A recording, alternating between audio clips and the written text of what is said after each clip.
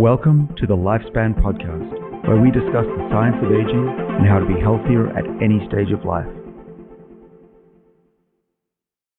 I'm David Sinclair.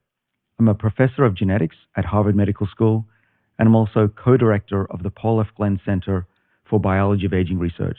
In this podcast series, we're talking about why we age and how to slow, stop, and even reverse that process to give us longer and healthier lives. In this episode, this final episode of the 8-part series, we're talking about the very near future, what's coming down the line that will potentially greatly extend our lifespans. I'm joined here by my lovely co-host and my co-author of Lifespan, Matthew LaPlante. Welcome. Hey, thank you. So we've been talking over the last few minutes about what the future really looks like and how much it's going to change our lives, but even how hard it is to predict the future just a few years out because things are changing so quickly. Well, in fact, we set off to give some predictions when we worked on Lifespan together. And a lot of the things that you had said you envisioned coming down the line, maybe 5 years out, maybe 10 years out, by the time the book had published, and certainly now 2 years after the book had published, they're already here. We even have this illustration in the book of a person going online, doing a telemedicine interview with a doctor and having medicines delivered to their home, in that case by drones. But we're pretty much already there thanks to the pandemic. Yeah, we are. And I think there's a lot of other things that are just coming a lot faster than we could have even envisioned. And also in part because of the pandemic, because the pandemic has really brought so many of us face to face with some of the constraints of how our world was organized in the before times, and how that it's not very flexible. It's not very responsive to the needs that we are experiencing, not just in the pandemic, but also as we reorchestrate our lives in the 21st century. Yeah, and even when we wrote the book, there was pushback, even within our conversations. How realistic is it that people will take their own healthcare, medical care into their own hands? And would they be allowed to? And we've been rapidly pushed into that world where you can take home tests for pretty much anything. You can have blood tests for pretty much anything. Of course, doctors have to be involved, but you don't have to go to a doctor's office.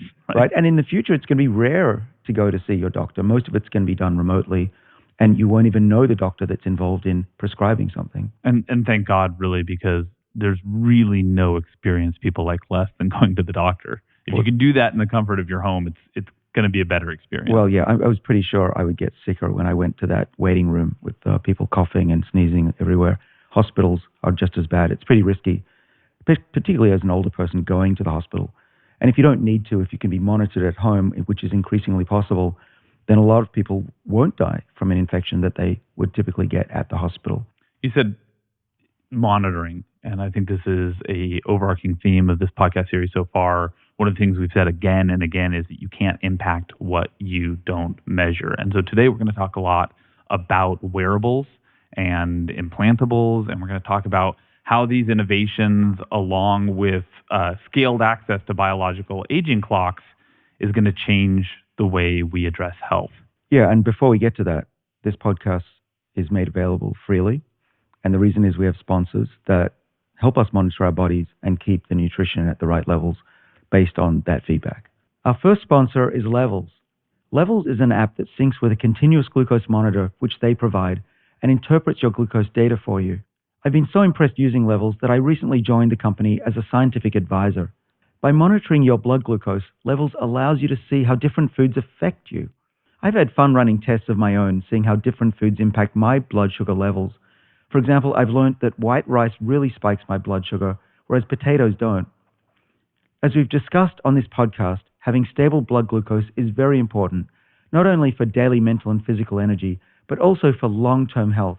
So if you'd like to try Levels, you can skip the 150,000 person wait list and go there straight to the top of the line and join today by going to levels.link/Sinclair. That's levels.link/Sinclair. Today's episode is also brought to us by Athletic Greens. Athletic Greens is an all-in-one daily greens drink that supports better health and peak performance. It's developed from a complex blend of 75 vitamins, minerals, and whole food-sourced ingredients. It's filled with adaptogens for recovery, probiotics, prebiotics, and digestive enzymes for gut health. along with vitamin C and zinc citrate for immune support. I've been drinking Athletic Greens each morning for a number of years now as a way to cover all my nutritional bases. I'm often traveling, sometimes my diet isn't the best, and as what happened today, we ran out, and it was really painful not having a start of the day with Athletic Greens. So if you'd like to try Athletic Greens, you can go to athleticgreens.com/Sinclair and claim a special offer. They're giving 5 free travel packs plus a year's supply of vitamin D3 for immune support and vitamin K2, which keeps the calcium out of your arteries and keeps it in your bones where it belongs. Again, go to athleticgreens.com/Sinclair, my last name, to claim this special offer. Today's podcast is also brought to us by Inside Tracker. Inside Tracker is a personalized nutrition platform that analyzes data from your blood and your DNA to help you better understand your body and reach your health goals. I've been using Inside Tracker for over a decade, and I'm the chair of their scientific advisory board. The reason I've long used Inside Tracker is because they provide the best blood and DNA analysis that I'm aware of.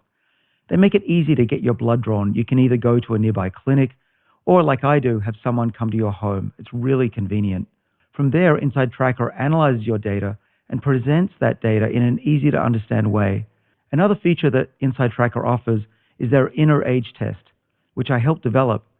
This test shows you what your biological age is, how it compares to your chronological age, and what you can do to improve that number. So if you'd like to try Inside Tracker, you can visit them at insidetracker.com/Sinclair, and then you'll get a 25% discount off any of their plans. Use the code Sinclair, my last name, at the checkout. Okay, so David, let's get into this. And to do this, to talk about the future, we have to talk a little bit about the past. We have to talk about the world we're in right now when it comes to healthcare. Right now, our healthcare system is based on a model that has developed over the last few hundred years. And that model basically amounts to wait till you get sick, then go see your doctor. And when you and I have talked about this before, you said that actually makes plenty of sense in the context of the 19th and 20th centuries. Well, it does, because doctors had no way of knowing if you're sick other than asking you how you feel, and they couldn't do that remotely, certainly not through video. But they also needed to feel you and to take samples in the office. Right now, you can wear a biosensor, a monitor, or do a blood test from home or a local clinic that will give the doctor way more information than they could ever get by seeing you in person. So a case in point, I saw my doctor maybe 6 months ago, and I hadn't seen him for a year, and it was a video conference. And it was supposed to be very quick, 10 minutes. He said, "David, how do you feel?" "Feeling good." "How are you sleeping?" "Not so good." "Well, you should get more sleep. Try to not do your emails too late. Anything else you want to talk about?" And I said, "Yeah, there's a lot. I'm 52. I could have colon cancer. I could have all these other issues. Let's do some tests." And he says, "Well, okay, what kind of test do you want?" So I said, "What about a prostate cancer test? For my age, I could have prostate cancer. My neighbor just died from prostate cancer." And he said, "Well, do you have a family history?" "Not that I know of." "Do you feel sick?" "No." He goes, "Well, then there's no need to do the test." I said, "Hold it right there. Hold it right there. Are you telling me that I need to have a large tumor in my prostate that's causing me to be sick before I come and see you?" And he said, "Yeah." Yes. Right. Yes. That's the model of medicine in the 20th century, right? And it's often too late. Right. Then I'm on my way to death. So these days, there are tests that you can do that your doctor can order. There's a new one that's just about to be released by a company called Grail. And there are many others that can, with a finger prick or a little blood test from a local clinic, you can detect 50 different types of cancers before they even become tumors and kill them years before they would show up and have you go to a doctor, which is often too late. Let's talk about why that is, because when a cancer cell starts to form, when a tumor starts to form, it begins releasing into the bloodstream these signalers, blood analytes. And if we can detect those, we can detect cancer at the very, very earliest stages. Well, that's right. And they give off a lot of different signals out of the breath. And in the bloodstream, they leach proteins, they leach DNA, RNA, and even the types of DNA that come out, these little fragments, they have little ends. It's not the whole chromosome that comes out. They get chopped up, the cancer cells die, and out come these little pieces. Those pieces have chemicals on them, the DNA methylation, the clock, that can be read, and even at the ends, how they were cut up by enzymes in the cell can tell you, indeed, that is a stage 1 liver cancer, even though we picked it up in the bloodstream. Which means we don't now need to wait for a tumor to grow, for it to metastasize, for it to spread into other systems in the body. There is increasingly a chance of catching these kinds of problems earlier. And it's not just cancer, it's a lot of diseases. Heart disease, which is not a cancer, right? Also, there are signs of heart disease that you can pick up through these early warning signals. Exactly. So with the cancer, we've been slowly reducing the incidence of cancer and particularly the ability to survive cancer. And we haven't cured cancer, but it's gotten a lot better, particularly for diseases like breast cancer, lung cancer too. What I'm excited about is that this new development that's not come from oncologists, but from people who develop these tests, the geneticists that can find blood, what's called circulating DNA. This is going to dramatically reduce the incidence of cancer and certainly the death rate. Why? Because if you catch a tumor when it's small, you take some chemotherapy and you kill it off before it spreads and it's too late. So that's cancer. Heart disease you can measure through blood tests. So we do Inside Tracker. You can see that there are inflammatory markers that predict cardiovascular disease. But also what's coming along that'll be added to those blood tests is the ability to measure your heart's function. So I wear a device that's right here. This one's called a bio button. You can see it's about an inch. You know you want to take off your shirt. Do you want me to take off my shirt? I mean, I don't personally need you to take off your shirt. I just know that you've been waiting for the opportunity to take off your shirt on camera.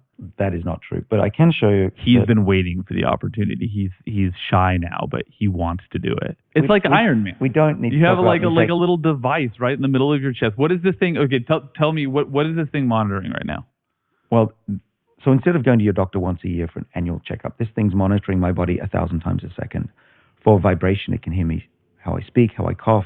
It's looking at my movements, how I sleep during the day, how I move.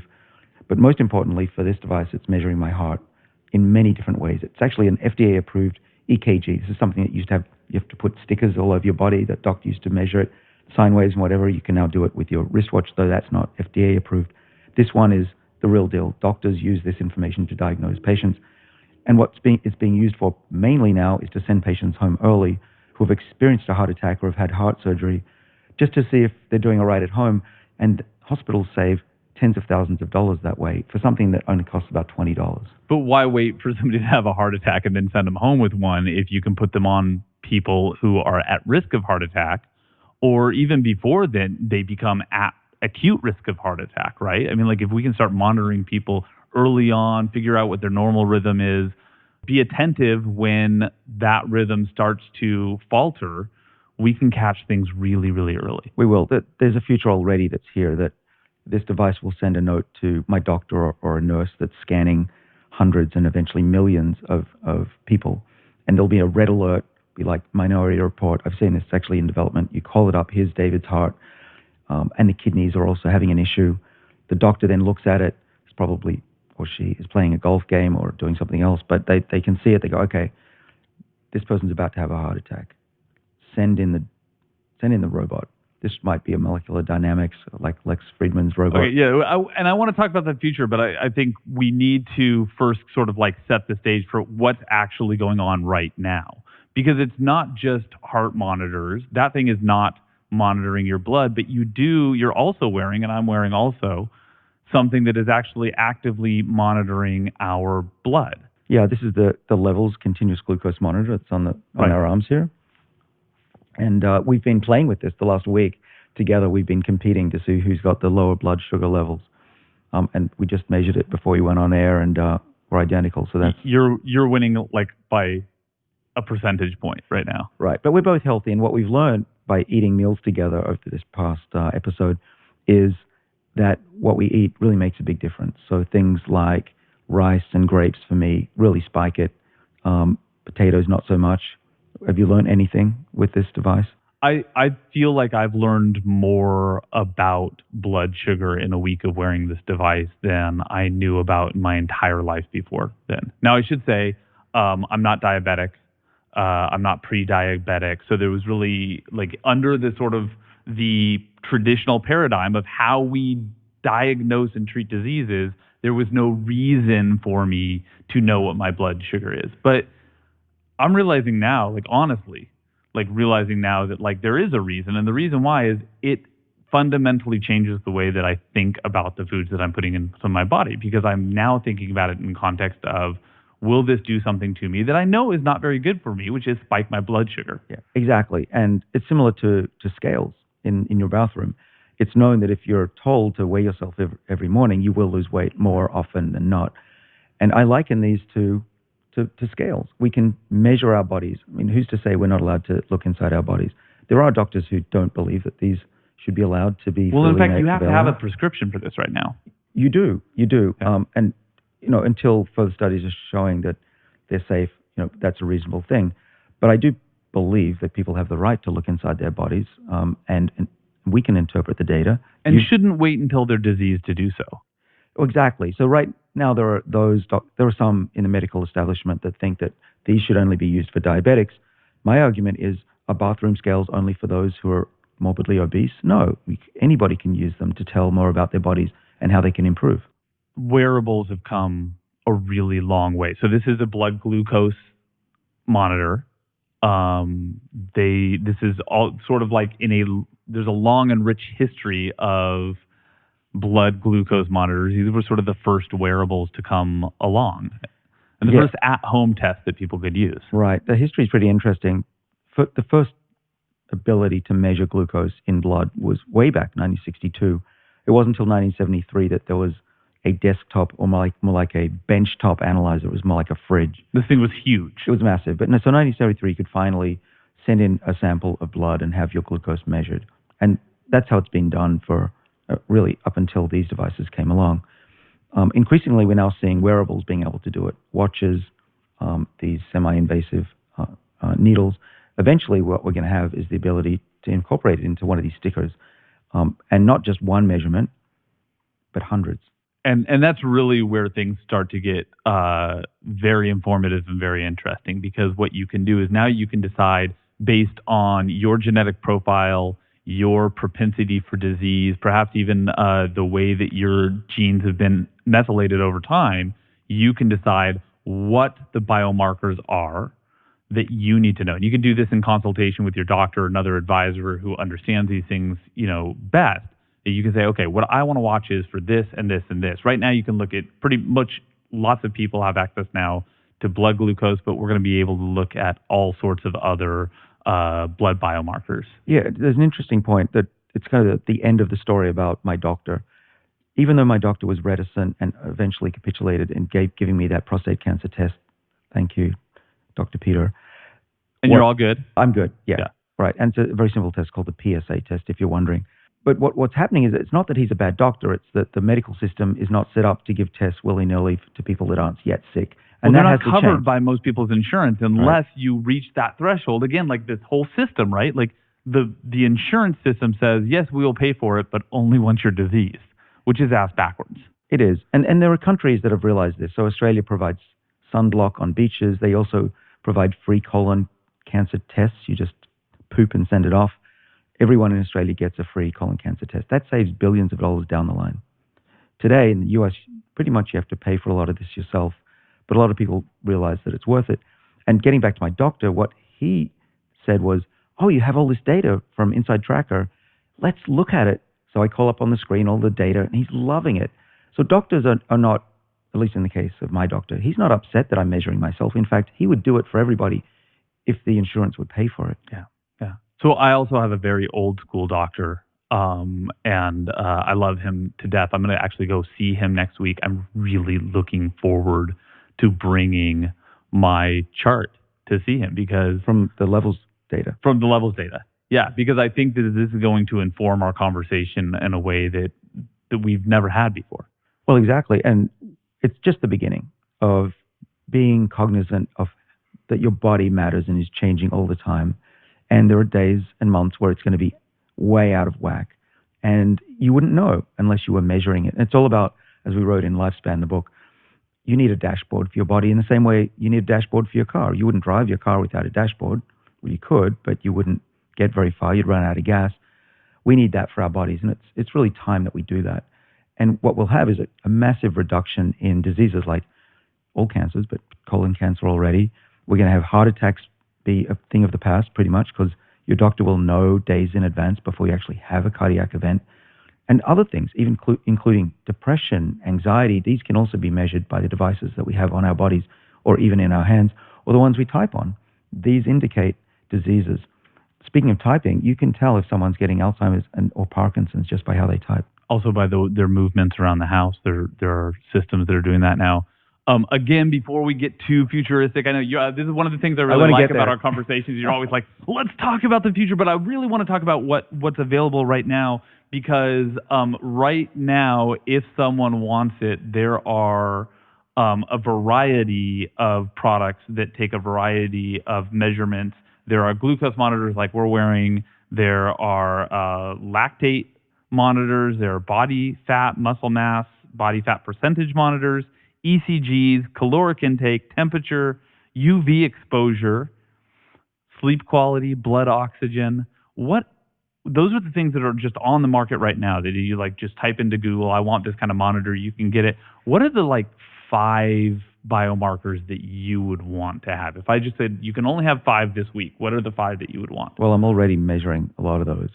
So glucose. But you're doing it with the Inside Tracker, which is a regular, like what, monthly or it's bi-monthly? Not constant, that's true. Yeah. So what would you want to be able to monitor constantly right now? So I would want one of these devices to not just tell me glucose.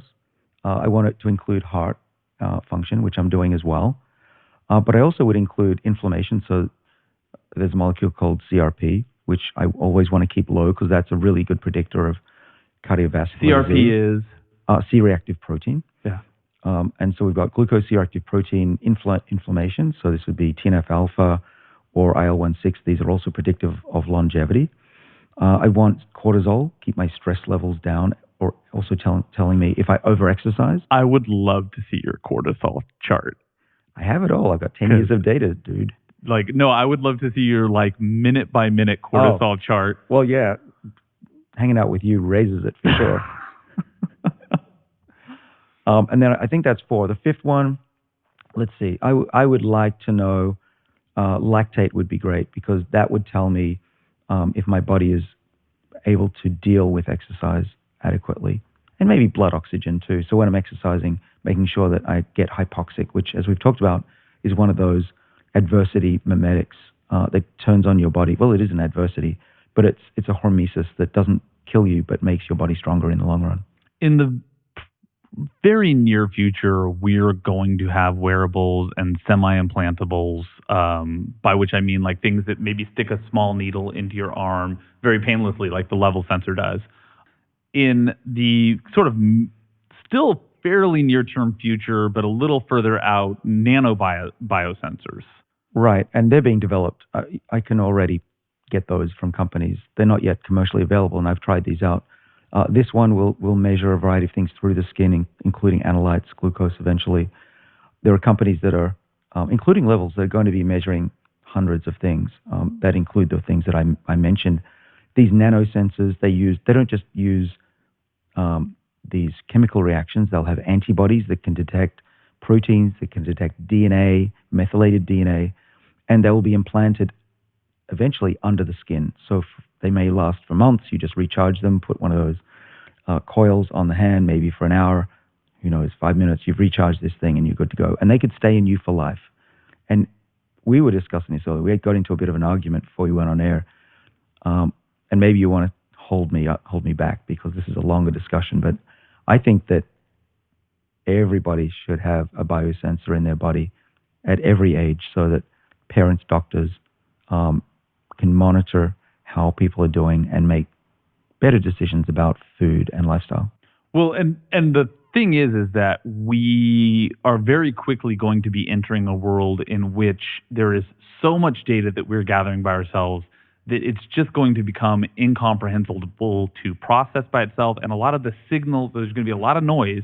The signals are going to be hidden. We're going to need AI to help us understand this, which means that it's not just about wearing the monitor 24/7. It's also about where the data goes. This is the real concern that we were having this conversation about. And what that means is that it's going to have to be uploaded to a cloud somewhere to presumably a company. I don't think most people want a government doing this for them, although in some countries we know that's probably going to be the case. We're starting to tread into a future that I think a lot of people are rightfully a little bit nervous about, or a lot nervous about. Well, it's going to be a company. The government is not developing these things. And there are many companies doing this, small and large. We know Amazon, Google, Apple, they have their health divisions. But there are a lot of little startups developing devices that may be acquired or may become the next healthcare giant.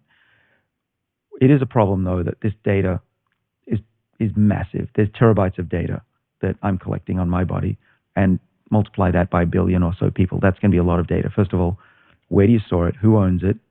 What will be done with it? Is it anonymized? Is it under the HIPAA Act? Hopefully, in America, that will protect it from being used against you. I was on a podcast with Lex Friedman, and he brought up a really important point, which was we have to have these rules in place before we start giving all of this data away. And he would want, one of the main things is that you have the right to delete your data if you choose to. And I don't think we're there yet. A lot of these agreements don't include that, but that would be something that we should definitely start a conversation about. I'm in touch with some senators and Congress people about that. This is a world that's coming. It's not a question of if, it's just when, and it's only in the next few years that these rules should be put in place. Yeah, I mean, nobody should be waiting to talk about this. This is an important thing that we need to get right, and we need to get it right really quickly because the technology is not waiting for the laws to catch up. One of the other things that we should mention is, particularly when we're talking about genetic data, when you consent as an individual to release your genetic data, you're not just making a personal choice. You're actually making a choice for your family who share genetic data with you, your parents, your children. This is not just a personal decision. Yeah, so every time one of your relatives puts their DNA and their genetic data into a database, it affects you. Yeah, it's not just their information, it's your information too. Yeah. And so one of the uses of this, obviously, is that your family learns about their health. But another aspect is that you can use it to solve cold cases. In the case of the Golden State Killer, a case where there was a man for decades going around murdering people, 13 murders, 50 rapes, 150 burglaries. They finally found a hair from this individual. It didn't have the roots, but there wasn't much DNA. But Ed Green and his team at a company, Australia, that I work with, they were able to get enough DNA out of that hair to track him and find a relative of him in one of these databases. Using one of these public databases where the relative is freely, voluntarily given their information. Right, and triangulating other aspects that they knew about this individual. They said, this is the guy, and they arrested him, and he's in jail now. There's been lots of police work like this in recent years, and I think a lot of people look at that and they go, oh man, that's really great. What a great application. The same technology used by a government that wasn't looking for a murderer, but a dissident or, like a journalist could be really, really dangerous. Right. So that's why these laws need to be looked at and made sure that they are totally tight so that there cannot be a dictator or some sort of change in government law that can use this data for nefarious purposes. The other way that our health data affects other people is in infectious diseases. And so there's another question here about, okay, so let's say like a well-meaning government, right, identifies a contagious virus, right? And we can track these things now with, millions of people wearing biomonitors everywhere. You get a spike in one of these analytes, and all of a sudden, whoever is tracking this, wherever they are, knows, there's a virus here, it's spreading. And I think we're all a lot more cognizant of like what this kind of looks like and feels like in the era of COVID. But, what if it was a disease like Ebola, not COVID, which is by itself very, very dangerous and very deadly for a lot of people. But what if it's a virus that's deadly for almost everyone? Right. There will be big decisions to be made by governments as to what is privacy and what is collectively good. And we've seen that over this relatively minor pandemic. The big one is going to come in our lifetimes, probably, as we wrote about in Lifespan. I'm on the front lines of this as well. I was building have a company called ArcBio that is able to detect viruses and fungi and bacteria in human blood and any sample from a spit sample. in the effort to get ahead of COVID-19. Now, it came a little too early. We weren't ready, but there are patients now that are being monitored by ArcBio's technology with a blood test that sees everything in the body. And instead of pulling out the human DNA from a hair, what we do is we pull out the human DNA and see what's left behind. And those are the pathogens. And we can actually diagnose an infectious disease without even knowing what to look for.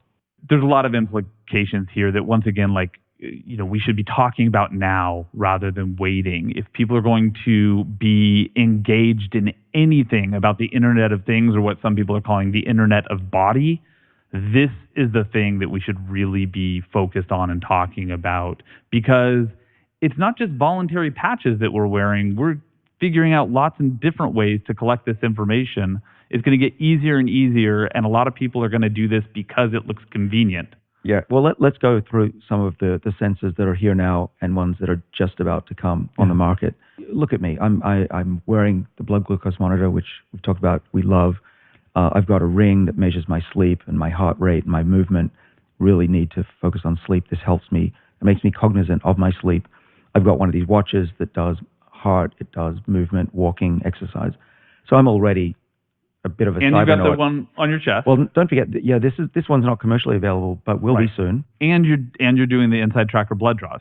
Right. So I know a lot about my body, and I've actually been getting healthier and fitter over the years because of it. It's no accident, and I love what I am able to do. I'm a scientist, and I can correct things when they're out of whack and not optimal, and I wouldn't be able to do that if I didn't monitor it. But I'm excited about the other things I'll be able to monitor. Right now, I'm blind to, speaking of which, contact lenses. Contact lenses are one area you can measure your blood glucose levels. There are tooth sensors. You can measure bacteria in your mouth. You can also, currently, through Viome and other companies, I was talking to the CEO of Viome the other day, Naveen Jain. He's got a colon cancer test that works better than anything on the market, but he also can see health and give you supplements that will improve your health based on what's in your gut. And that's going to be monitored as well. I'm not sure how. Maybe in your toilet. Is that that's a poop test? Right now, you send off your poop, but eventually there'll be a device in your home. Which is literally something people are doing right now. Is they're sending their poop by mail to. I've done it. Yeah. Yeah, it felt weird going to the store with a box full of my poop, but I did it in the case of a colon cancer test, which a lot of Australians are doing just normally. But it is weird. We should probably say it's not a whole poop. Wait, did you send a whole poop? Well, what do you think it is? It's just a swab. I think it's a fairly large piece of poop in a jar. Wow. Okay, so this is. It was a big the bottle. reality that we live in. And then you put in liquid and you shake it. It's gross. But I learned that I didn't have colon cancer, so that was worth it. It's probably worth it, right? And I think a lot of these, it's sort of like the overarching theme here is that a lot of these things come with trade-offs. They come with the trade-offs for the potential for embarrassment. There are privacy implications. We have to measure those trade-offs against what we potentially can gain. Some of these other biosensors are put into mouth guards. For lactate? Was it uric acid? The mouth guard biosensors, I'm not sure what they're using, although I have heard them implicated in youth athletics, because when you have a concussion, you immediately start to see markers in the blood. And so those can, presumably in the saliva too, those can test those. There's temporary tattoo biosensors. And there's also sweat microfluidic biosensors that can detect all kinds of hormones. Right. And then eventually we'll have these optimized athletes as well. Already they're wearing a lot of devices, but eventually they'll be monitored for all sorts of things. They're like a Formula One racing car. Well, but what you're suggesting, though, is that eventually everyone will, from pretty much every age, be being monitored, you said thousands of times each second. Doesn't it make sense? Makes sense to me. I wouldn't want to walk around potentially going to have a heart attack tomorrow or having cancer growing me and not know about it. I want to know this stuff. And that's what I think will lengthen our lives by another decade beyond what we're able to do with changes to lifestyle. Let's bring this together with aging, though, because so far what we've really been talking about is the transitions that we can see in our biochemistry that take us from states of wellness to states of disease. That's really important. How aging fits into this is also important. Well, there are a number of ways to measure your biological age. I've used Inside Tracker for over a decade now to steadily get ostensibly younger biochemically over that decade. I was 48 and it spiked. My age went up based on their inner age test. And then I changed my lifestyle. I started taking NMN, metformin, and got that number inner age down to 31.4 in a matter of months. That doesn't mean I was literally that age. Just means that my blood biochemistry markers matched somebody that was more like 34. Right now, in order to have your biological aging assessed through one of these methylation clocks, it's pretty expensive. It's really time consuming. It can take weeks, if not months, to get results back. You're involved in an effort to try to bring down both the price point and the time period that people have to wait to learn their biological age. Yeah, these tests aren't perfect right now. They're fairly expensive. They take weeks to get results, but that's going to change. The student in my lab, Patrick Griffin, he's spent his PhD trying to figure out how to make it cheap. And he figured it out. We've just put a paper online. Viewers can go and download that. It's at a site called BioArchive, Sinclair, Griffin, keyword TimeSeq, SEQ. That paper is describing a way to do this methylation clock for 1,000 times less. We're spinning out a company. We're in the process of hopefully in the next few months having a product available so people can at home do a cheek swab and routinely measure their biological age, which is important because there are ways to slow down and stop aging, soon reverse aging, and without that test, you won't know what's working for you. People can sign up. We haven't got the product yet, but there is a website. It's drsinclair.com. Spell out the word doctor, drsinclair.com, and you can get on a wait list. Do that because the more people we have, the more experiments we can do together to figure out what slows aging and even reverses it. Once you have that number and bringing that together with all of these other metrics that we've been talking about, the measurements of the microbiome, the measurements of the blood analytes, all of the stuff that you're getting from like your smartwatch or whatever sensors you're wearing, you can start making decisions in your day-to-day life. Let's talk about some of those. What does this look like in terms of the way that we eat in the future? Because what we've already said is you got to eat better, but this is eating better and eating more informed as well. Yeah, well, there are a couple of companies that we're involved with, and they support this show that tell us what we can eat. So Levels is telling us what's bad to eat for raising blood sugar and what we should avoid. The app, actually, we were looking at this together. You can compare foods with this app, which is fun. Inside Tracker also provides nutritional recommendations. You might want to, if you're deficient in vitamin D, they send you off, and you should eat more salmon. They even have recipes. Suffice to say that we're entering a world where you'll be able to look at your phone. It'll tell you what things to buy at the shop, at the supermarket, and even what local restaurants you can go to and which meals you should have to optimize your health.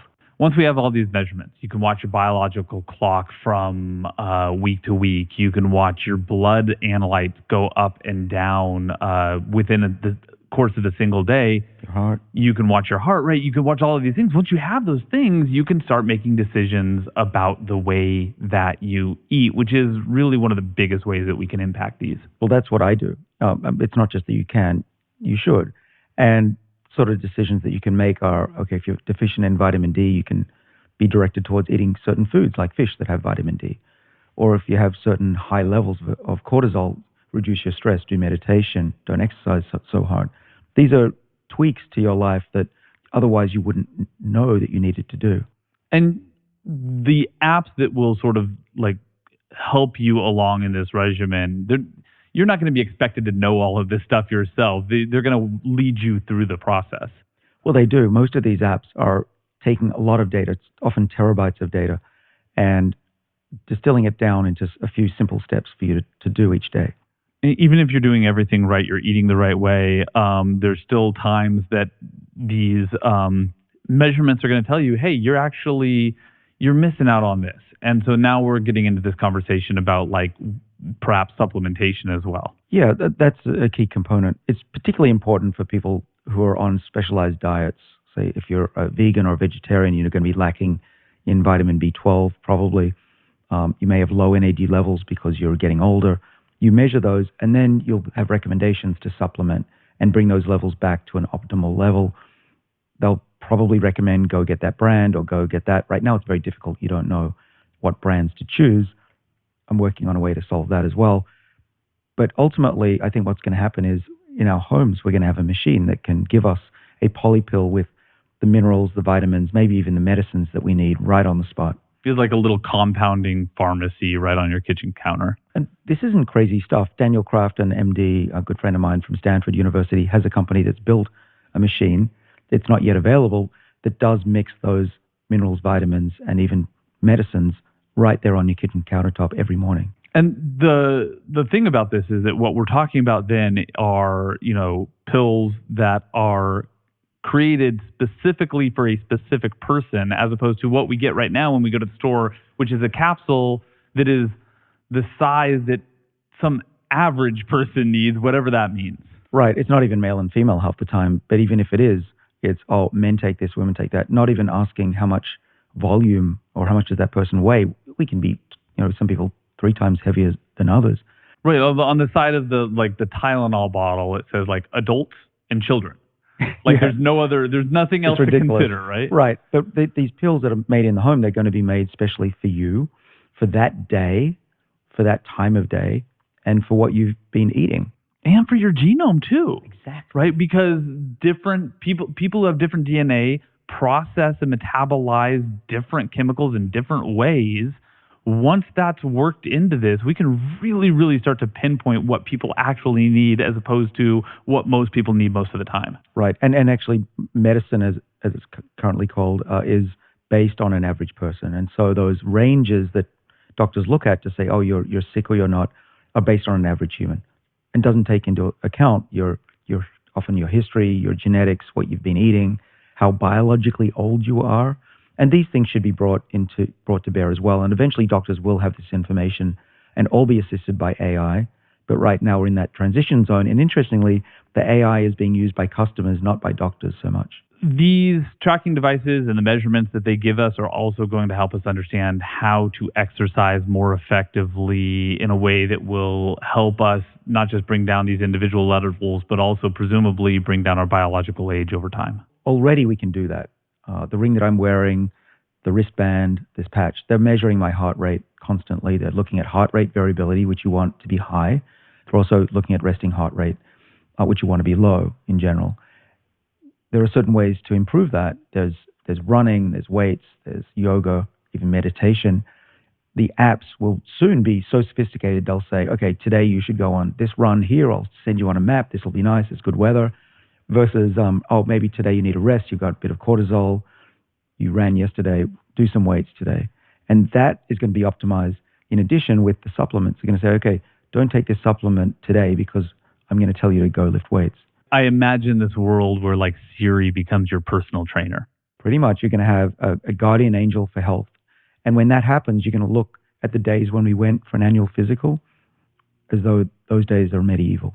There's not going to be a one-size-fits-all solution for everybody when it comes to exercise, just like diet and supplementation, right? Everybody's going to be different. Well, clearly, and I say this all the time when I give talks, people ask me, well, what should I do? Tell me what you do, David, and I'll do that. Well, that's not what people should do because everybody's different genetically, physically, even mentally. What I can do, skip meals, some people cannot do. So even though as I often say, page 304, I listed what I do in the book, that's not the perfect prescription for everybody, of course, because everyone's different.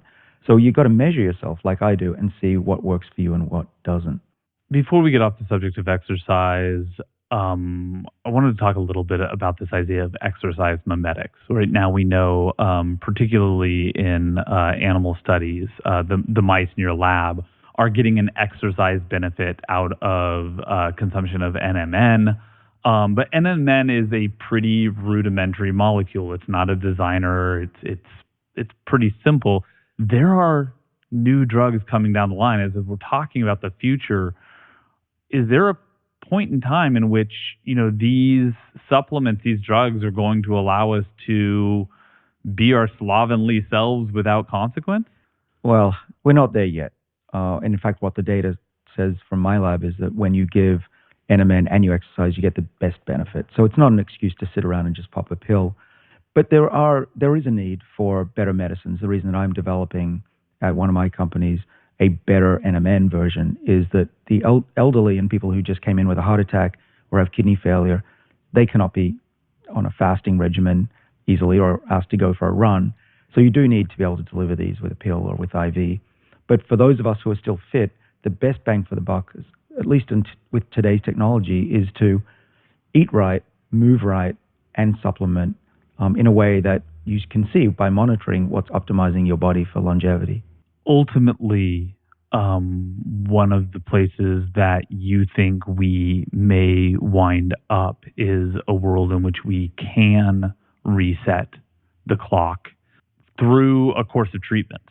And you've done experiments about this in your lab. You've had quite a bit of success with mice in doing this. And this is what the Fahey trials seem to be showing in Southern California. Let's dive into that, because this is not immediate, but it is likely down the road somewhere in the fairly near future. Well, so Greg Fahey, the professor out in California who's doing this with patients and published with Steve Horvath, they're seeing a couple of years retreat in age in 12 months of treatment with a combination of three factors that we discussed in an earlier episode. But this is just the beginning. This is the early days of flight. We're just learning how this works. But very rapidly over the next few years, we're going to learn what else can reverse the age of the body. Certainly the blood clock, which is what's being used right now. And there are reports of people going back 10, even 20 years with certain treatments. So this is a golden age for aging research. I didn't realize when I started out in my career, I didn't expect to be talking about age reversal. I thought, oh yeah, we'll slow down aging and that'll be the best if we're lucky.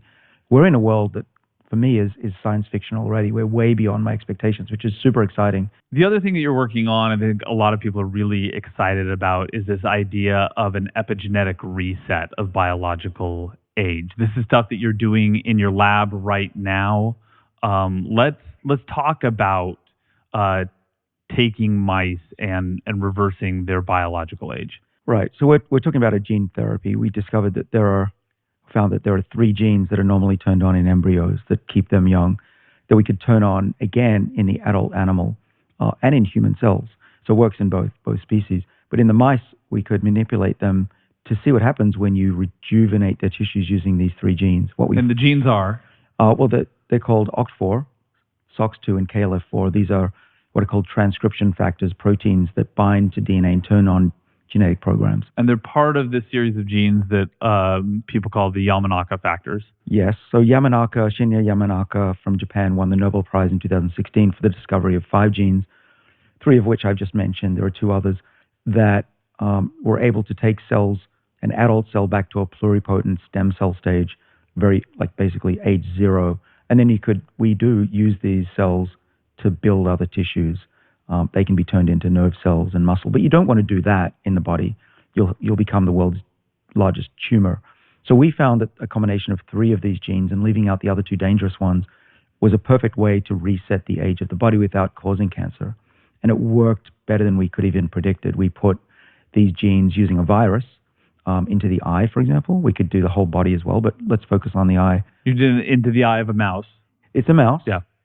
We hope in a couple of years we'll be testing our first human, and we've done mice, we're now doing non-human primates. So we're getting closer, but in the mice it was just a stunning result, which is a mouse that's had its optic nerve damaged, or a mouse that has glaucoma, which is pressure in the eye that causes blindness, affects millions of people around the world, or just old age. These mice were essentially blind. We then put the virus in with these 3 genes, could turn on these 3 genes, OS and K for short, and 4 weeks later those cells, the retinal cells, the nerve cells that go to the brain, went back in time. They became young again, reset their age according to the Horvath clock. Their gene expression patterns, which means the genes that were dysregulated went back to being regulated perfectly for a nerve cell, and the mice got their vision back. We actually cured blindness in those mice, which was a stunning result. We also showed that the systems that reset the clock, there are enzymes that control DNA methylation called TETs. Without those, we didn't get vision restoration, and the clock didn't go back. So what that tells us is that the clock going backwards is doable. There is a reset switch in the body, and that the clock is part of that system. And it all sounds, I know to people who haven't heard about it at first, it sounds sort of futuristic and crazy. This was the cover story on the journal Nature. Yeah, December 2020, we were fortunate enough to get the cover issue. It's a dream for any scientist. And the title that they had on the cover was Turning Back Time, and a picture of an eyeball with a clock hand going.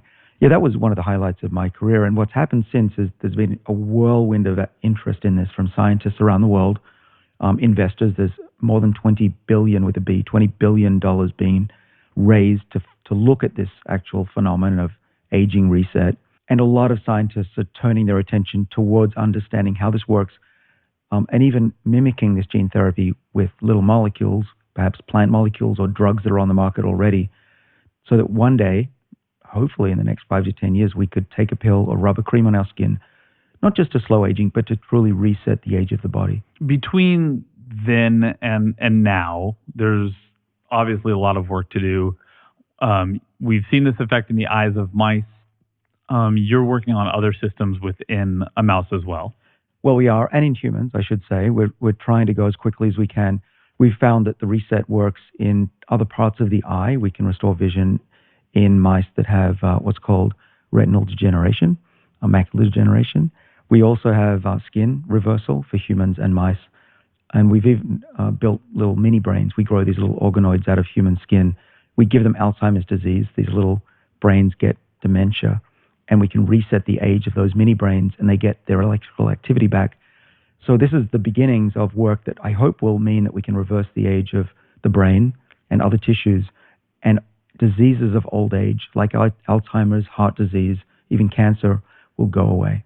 What this would look like in practice, presumably at some time in the future, would be a course of treatment, right? Like you have experienced some degree of aging, you decide, hey, it's time for me to take care of this. You go in, you have this gene therapy, and then these genes are basically turned on inside your body to do their work.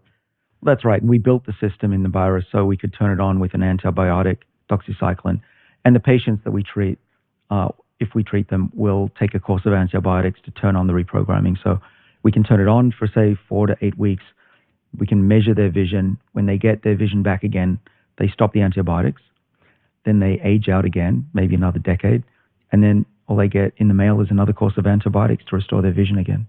A lot of people are going to be really concerned by this idea of like gene therapy, but there are, as you noted, like some other avenues that we might get a very similar result. Greg Fahey's work is aimed at this same idea of an epigenetic reprogramming without the genetic therapy. He's doing this through some pretty simple chemicals.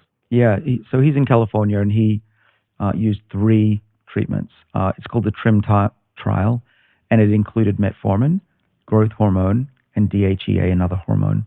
And so growth hormone will rebuild tissues, and that gives a response in the body that the times are good. But he also counteracted that with adversity mimetics. The metformin and the DHEA prevented glucose spikes and type 2 diabetes. And what he showed after a year of this treatment was that the epigenetic clock measured by Horvath, remember this is the DNA methylation patterns, reset in a way that was calculated to take their blood biomarkers back, their blood clock back 2.5 years on average. Now that doesn't seem like a lot.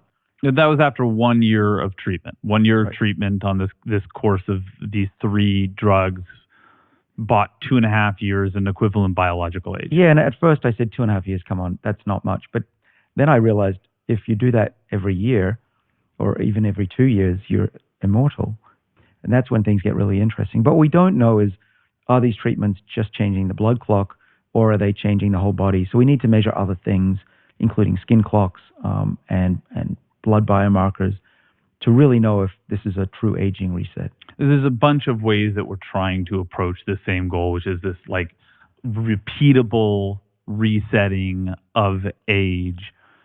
As of right now, we don't know how many times it's repeatable, whether you can do it once or twice or 10 times or however many times you want. We don't know, but I was speaking with Greg, who's a friend of mine. He said that he's been repeating this treatment, and often when these publications come out, we scientists know a lot more than we're telling people. And what he told me, which I'll share with all the audience today, is it works multiple times. So he's now getting people to go back 5, and there are some reports of people going back 10 years in their blood's biological age. What do we need to know whether that's safe in the long term, and what do we need to know whether or not that can be continued in the long term? There's not some drop off at some point where it says like this just is not going to work anymore. Yeah, we don't know. This is new territory. And I think that's a really important point is we don't know the dangers of resetting the age. We believe that it's safe. So far, there's been no indication of any downside. But one of the big worries is if you go back too far in age, you can stimulate cancer cells. So that's another thing to watch out for. But I'm an optimist. I'm optimistic that if the body becomes younger, it'll surveil the body and kill the cancer cells, which is one of the problems as we get older and why tumors develop is that our body's immune system doesn't kill those cancer cells. But we have, obviously we have a lot of work to do. We're not saying go out and try gene therapy today. We could do that theoretically, but definitely don't. We don't know all the risks, and particularly with gene therapy, it can be irreversible. So this is something. Once you do don't it, try you're this at committed. home. Right. And there can be other side effects as well from gene therapy, including immune responses to those viruses. One word about those viruses is that it's still early days on gene delivery.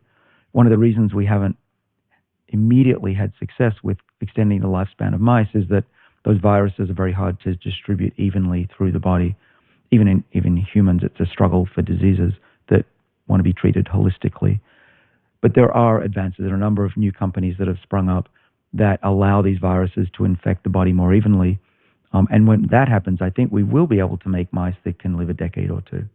So if we can take a mouse that right now has a lifespan of about 2 years, and we can make it live a decade or two, and just playing with this idea of optimism for a moment here, and sort of like setting aside all of the things that like we don't know yet, those kinds of impacts on a human life puts us out well past the 100-year marker, well past the 120-year marker. We start getting into territory that a lot of people just have a really hard time even fathoming. But again, just playing with that for a moment here, what we're talking about in the long term is a world where people are living these incredibly longer lives, presumably, hopefully healthier as well. A lot of people, the first thing that they hear when they hear that is more people on an already really crowded planet. You hear this a lot from people. Well, I do. Even when we talk about extending the lifespan by 5 years, people wonder, what are we going to do with all these people?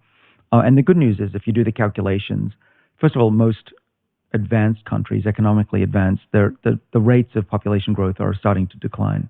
Even here in the U.S., it's because people down. are having fewer children over the last few generations as these countries get richer. Yeah, richer leads to fewer offspring, wealth, health. These all lead to people making decisions that I don't need to have 3, 5, 10 kids. And this is increasingly happening in South America and in Africa as well.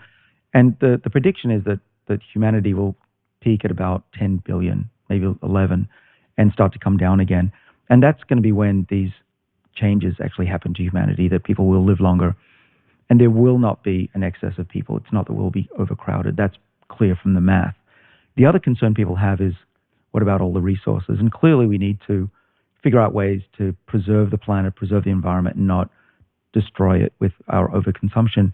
And one of the solutions that often people don't think about is that these changes to human biology will allow people to be much more productive and less costly to the economy. Right now, we throw away 17% of our GDP in the US on healthcare. Well, we don't throw it away, but a lot of that is used in the last few years of life, which we can probably fix with this technology. We've calculated that if we could extend lifespan by just 1 year using metformin as an example, which probably could work better than that, the value to the U.S. economy in the long run is $86 trillion. And if you do it for 10 years, it's $365 trillion. We just published this in the journal Nature Aging. That is money that can be put towards other problems, improving education, helping to combat climate change, among other things, making the world much more efficient and less wasteful. We got to use that money wisely, though. I mean, like there was this sense at the end of the Cold War that we were going to have this peace dividend, all this money that we were spending on war, we were now going to be able to spend on all these social programs and making people's lives better, and we just threw it back into the military. There's also a possibility that we misuse this. So this is another instance where we really need to start having these conversations now and really working them into the conversations and making sure that policy makers understand the world that we're potentially entering into. For sure. But the sums are astronomical. Already we've got more money being put into reprogramming and age correction, epigenetic reprogramming than ever in any other time in medical history. This is a true historical event that we're experiencing here. It's one of the reasons we wanted to do this podcast, is to bring people along as these amazing changes happen. But also the sums of money that we'll be saving are also unprecedented. $360 trillion just in the US, that's money that, even if some is wasted, there's going to be a lot to use for good purposes. But I think what we want to do is educate Congress people that when this money comes, it's used for the right purposes. And that's on the healthcare savings side of things, which tends to be the later in life side of things. There's another advantage to this too, is that if we can lengthen lifespans, right? The portion of a human life that we spend educating someone right now is about a quarter of their life, right? It's the first 20 years of their life, give or take. And then you get, 2 decade or 2 equivalent time periods where they work, right? So you get about a 40-year career, and then you get a 20-year period at the end of their life where they're sick. But if you can extend out that time in which they are being productive, all of a sudden, all of those educational costs become even better investments. And they already are. And as you and I both agree, I know education is the best investment we can make in our society. Right. And not everybody starts out life with a career that they want. They don't have the opportunity. And so with a longer life, there should be multiple opportunities to change careers and do things that people have always wanted to do. But to make that possible, we advocate a skillbatical, a term that we coined. This would be 2 or 3 years paid time off to change careers, to do something you always wanted. Everyone should have that opportunity. Throughout the course of people's lives. Yeah, as lives get longer and more productive and healthy, there should be multiple opportunities to change and do ultimately what people have always wanted to do. My father is a good example. He's now 82. He left work, his main career, in his late 60s, 67, and he thought he was going to die in 10 years from then, and it wasn't going to be very pretty. He's now 82. He's as healthy as he ever was. He's stronger than me. He started a new career in his 70s. This is the kind of life that I want for everybody, that we don't have to worry about getting cancer in our 50s and 60s or having a heart attack in our 70s. We should be able to live in our 80s, 90s, and beyond in a healthy way, contributing to society, educating the community, educating our kids, our grandkids, even our great-grandkids, with all the wisdom that we accumulate over our lifetimes. It's a huge waste when somebody 80, 90, or 100 dies. Well, it's such a waste that you've suggested, we've argued about this before, you've suggested that people don't just have a right to live that long, they really have a responsibility and an obligation to live that long. They do. And healthy. Well, it's important. Most people who are over the age of 40 or 50 have taken care of a grandparent or a parent who's gotten sick. It's a huge burden on everybody. And it's not just bad for the person who's dying. It's bad for the family. It's costly, time-consuming, and emotionally draining, to say the least. What we're talking about is take responsibility for yourself, but also do it for your kids and your grandkids' sake. Because if you live a long time and are not a burden on your family, and you live a long time, you'll probably die much quicker. That's the statistic. Your kids will thank you for it. And I think we have a right and an obligation to do that.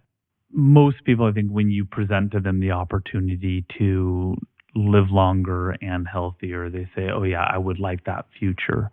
Right now, the things that we have talked about that make that kind of a future easier, reprogramming, really, really effective, drugs and supplements, they're getting there, but they're not there, which means if somebody wants to partake in this future and they're of any age right now, they actually have to put in the work. It's not just going to be handed to them in the next few years. No, it's not just simple as take 2 pills and call me in the morning kind of stuff, or call me in the next decade. It is hard work. You don't get anything for free. You can't just yet pop a pill and go back 20, 30 years, though maybe in the future we will. But for now, the best recipe for long life, greater health, and ensure that you make it past 80, 90, maybe even into your hundreds, is to do the right things. There's eat the right way. Okay, eat the right kind of diets. Don't eat as often. Have some period of fasting. Get some type of exercise. Even better, do multiple different types of exercise. Stress your body out a little bit. Give it some hormesis. These are adversity mimetics, so a bit of cold, bit of heat, those kind of things. The other thing we talked about is some supplements and these new technologies we've talked about today, the monitoring and other things that will actually allow us to live longer. And you might say, well, do I care about living longer? Well, absolutely you should. Why? Because the longer you live, the longer you will live. Right now, if we live an extra year, we get another 3 months of life because these technologies are going so fast. And soon, we'll have another 6 months of life every year we live.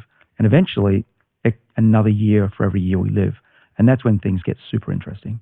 David, in this series so far, we've covered a lot. I know a lot of it was dense. Some of it we probably moved too fast for people on. Some of it we didn't move fast enough on. Some of it people might want to review again if they do want that. The good news is the show notes are going to be available. They're going to be timestamped so you can go right to the topics that you want to learn more about. Those are thanks to our really amazing team of researchers. Yeah, we've been really lucky. We've got a great team here that we want to thank, you and I. One is the researchers. So a lot of the facts here that have come out of the scientific literature were brought to us by Sarah Ryan and Adib Johnson. They've been awesome. Thanks, guys. Also want to thank our producer. We got Rob Moore and his assistant producer, Jack Jameson. Yeah. If there's anything that people want us to dive deeper on in the future, presuming a future of another season of this, they can leave notes wherever they're watching their podcast. Yeah, hopefully that we'll have a great reception. People can leave 5 stars on Apple Podcasts and tell us if they like it. Just as a suggestion, 5 stars. Yeah, that would be fine.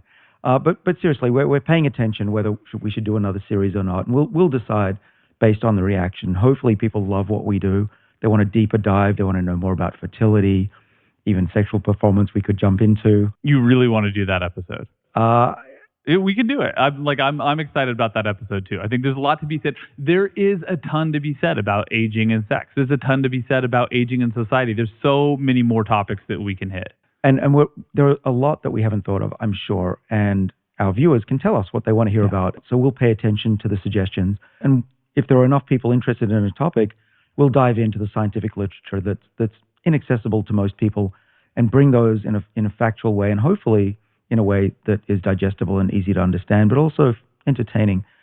Most importantly, what we want to do here, and hopefully we've done this in the last 8 episodes here, is to give people an idea of what's possible, that their longevity, long-term longevity, and their daily wellness and performance is truly in their own hands, even with today's knowledge and technology. And just around the corner, we're going to have things that we can barely dream of.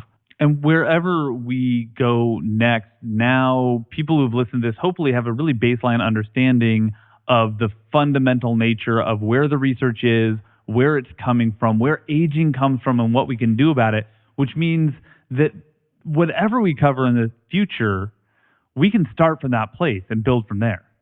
Exactly. We can do some deep dives into various topics. It can be about blood glucose and monitoring. It could be about fertility in women. We've got lots to cover if we do another set of 8 episodes, which we hope we'll do. And depending on the feedback from people, if it's really positive, we hope that it will be, we'll do another 8, I think. You want to come back and do one? Yeah, I do. Although I think there's some debate about where the location is going to be. We're filming in Boston right now. And you want to go to your place probably? I think a combinatory podcast series recording / ski vacation sounds really good. Yeah, Mr. Park City, Utah. Okay, sounds good to me. We'll have to ask our boy wonder, Rob, the producer, but I would love to do that. Thanks so much for joining us in this first season of the Lifespan podcast. Again, please let us know your thoughts and questions in the comments section on YouTube and on social media, and let us know if we should do a season 2. If you'd like to support us, please share this episode and others with those you think might benefit from the information. To stay informed of future episodes, subscribe on YouTube, Apple Podcasts, and Spotify. And on Apple, you have the opportunity to leave up to a 5-star review. Also, please check out the sponsors that we mentioned at the start of the episode. That's probably the best way to support the show. We also have a Patreon account. It's at patreon.com/David Sinclair. There you can support us at any level you like. Thanks again for joining us. It's been a lot of fun, and our hope is through this series we've shown that aging is not just something to focus on late in life, but something you should focus on daily to feel better each day and be healthier for longer. Maybe we'll see you next time.